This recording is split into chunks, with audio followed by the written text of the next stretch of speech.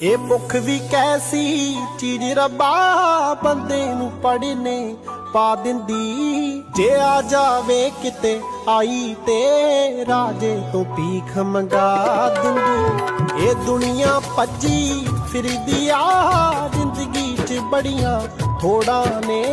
ਬੰਦਾ ਤੇ ਮੁੱਕ ਜਾਂਦਾ ਪਰ ਮੁੱਕਦੀਆਂ ਨਾ ਕਦੇ ਲੋੜਾਂ ਨੇ। ਮਜਬੂਰੀ ਐਸੀ ਚੀਜ਼ ਰੱਬਾ ਬੰਦਾ ਰੋਲ ਦਿੰਦੀ ਆ ਚੋਟੀ ਦਾ।